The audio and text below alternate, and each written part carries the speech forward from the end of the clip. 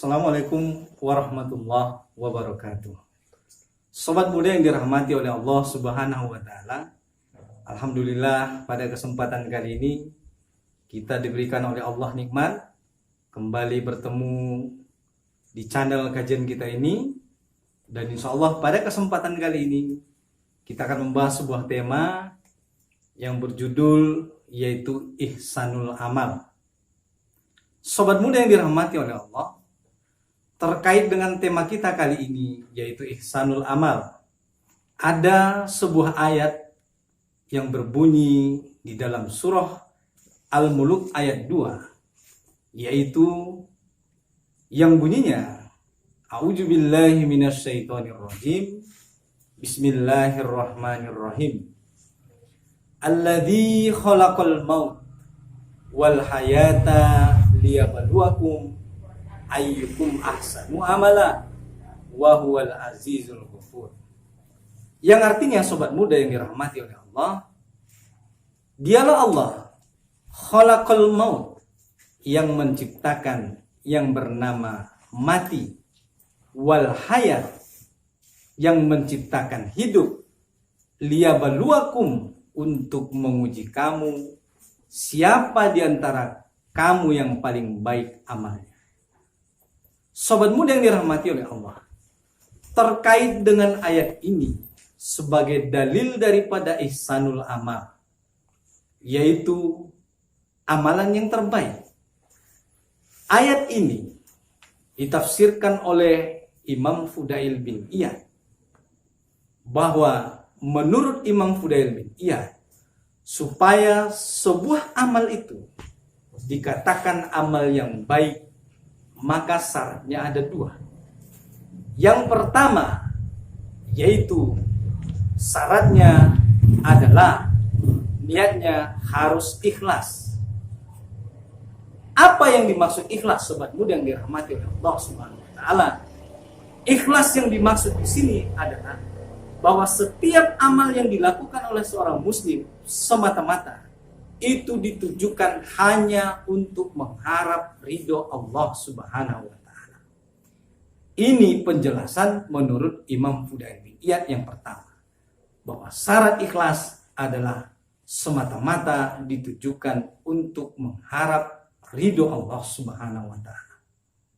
Sobat muda yang dirahmati oleh Allah Subhanahu wa taala, kenapa kita harus dalam berbuat itu harus berdasarkan mengharap ridho Allah Subhanahu wa taala? Karena memang hanya Allah Subhanahu wa taala yang bisa memberikan pahala. Sebab selain Allah Subhanahu wa taala, maka tidak ada yang dapat memberikan pahala.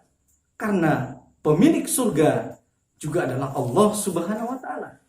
Oleh karena itu, sobat muda yang dirahmati Allah, sudah semestinya kita beramal berdasarkan hanya mengharap ridho Allah Subhanahu wa taala, bukan semata-mata mengharapkan ridho manusia. Sebab kalau sebuah amal dilakukan karena mengharapkan ridho manusia, tentunya manusia tidak bisa memberikan pahala, dan tentu ini akan berakibat kerugian kepada kita di akhirat kelak. Sobat muda yang dirahmati Allah, inilah syarat ikhlas tadi yang pertama, yaitu niatnya semata-mata ditujukan hanya untuk mengharap ridho Allah Subhanahu wa taala. Kemudian sobat muda yang dirahmati Allah, muncul pertanyaan, bagaimana kita mengetahui seseorang itu ikhlas atau tidak? Maka Imam Fudail bin Iyad juga memberikan tuntunan, yaitu Imam Fudail bin Iyad mengatakan bahwa ciri-ciri orang yang ikhlas itu dapat dilihat dari 4 hal. Yang pertama, kata Imam Fudail bin Iyad, bahwa orang ikhlas itu yang pertama, dia adalah punya sifat sabar.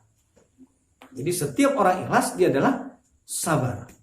Bagaimana sabar yang dimaksud di sini? Sabar yang dimaksud di sini adalah sebagaimana sabarnya para nabi dalam membimbing umatnya menuju ridho Allah Subhanahu wa taala. Begitu juga seharusnya kesabaran kita sebagai seorang yang ikhlas. Sebagaimana sabarnya Ibrahim dalam menghadapi umatnya, sebagaimana juga sabarnya Nabi Yakub menghadapi tingkah daripada anak-anaknya. Inilah ciri-ciri ikhlas yang pertama, bahwa orang ikhlas adalah dia harus punya sifat sabar. Yang kedua, sobat muda yang dirahmati Allah, bahwa sabar itu, orang ikhlas itu adalah dia tunduk pada yang benar. Jadi kalau seseorang itu ikhlas, dia biasanya ketika disampaikan sebuah kebenaran, maka dia sudah semestinya menerima kebenaran itu. Yang ketiga, sobat muda yang dirahmati oleh Allah, ciri-ciri orang ikhlas yang ketiga adalah tidak mudah menyalahkan orang. Orang yang ikhlas itu sebelum dia meneliti sesuatu, sebelum dia melakukan cek dan recheck, maka dia tidak langsung mengambil satu keputusan. Maka orang ikhlas, dia semestinya mencari tahu dulu tentang kebenaran suatu informasi. Inilah ciri-ciri ikhlas yang ketiga. Sobat muda yang dirahmati Allah, maka masuklah kita kepada ciri-ciri orang ikhlas yang keempat. Orang ikhlas itu yang keempat dikatakan adalah tidak malu mengatakan saya tidak tahu.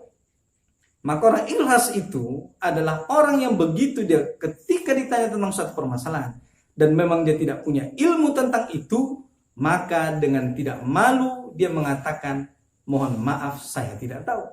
Karena begitulah para ulama-ulama kita juga dulu mengajarkan. Walaupun mereka ulama-ulama besar seperti Imam Syafi'i, Maliki, Hambali, Hanafi, tetapi ketika mereka ditanya tentang suatu permasalahan yang memang mereka belum mengerti dan punya informasi tentang itu, walaupun mereka besar, mereka dengan rendah hati mengatakan mohon maaf saya tidak tahu. Bukankah dengan mengatakan saya tidak tahu tidak akan menurunkan derajat seseorang dari kesolehan dan kefakihannya? Maka sobat muda yang dirahmati oleh Allah, maka sebagai seorang muslim kita sudah semestinya selalu berusaha untuk menjadi orang yang ikhlas semata-mata mengharapkan ridho Allah Subhanahu wa taala. Maka inilah syarat yang pertama daripada ihsanul amal. Maka masuk kita kepada yang kedua, sobat muda yang dirahmati oleh Allah Subhanahu wa taala. Syarat yang kedua supaya sesuatu itu dikatakan amalan yang baik, maka perbuatannya harus sesuai dengan perintah Allah dan larangannya. Apa itu sobat muda yang dirahmati oleh Allah? Kita mengenal di dalam Islam ada namanya ahkamul khams, yaitu hukum syarat yang 5. Apa itu? Wajib, sunnah, haram, makruh, mubah. Maka sebagai seorang muslim yang dirahmati oleh Allah, sudah semestinya kita dalam berbuat senantiasa memperhatikan perbuatan kita apakah sesuai dengan hukum standar yang 5 ini. Mana yang wajib kita kerjakan, mana yang sunnah kita perbanyak, mana yang haram kita tinggalkan, mana yang mubah adalah hal yang boleh kita pilih, mana yang makruh juga semestinya lebih baik kita tinggalkan. Inilah syarat yang kedua, sobat muda yang dirahmati oleh Allah, yaitu tunduk dan patuh terhadap perintah Allah Subhanahu wa taala. Maka sobat muda yang dirahmati oleh Allah, apabila seseorang perbuatannya sudah niatnya ikhlas dan caranya benar, maka amal itu akan diterima oleh Allah Subhanahu wa taala. Dan apabila amal itu telah diterima oleh Allah Subhanahu wa taala, maka amal itu akan memperoleh pahala. Dan apabila sebuah amal telah diganjar oleh Allah Subhanahu wa taala dengan pahala, maka akan dibalas dengan surga. Tetapi jamaah sobat muda yang dirahmati oleh Allah, untuk sampai ke surganya Allah Subhanahu wa taala, maka itu membutuhkan ilmu. Itulah pentingnya seorang muslim harus senantiasa terus belajar tanpa henti. Sebab bagaimana amal seseorang akan diterima kalau dia tidak tahu rukun dan syaratnya?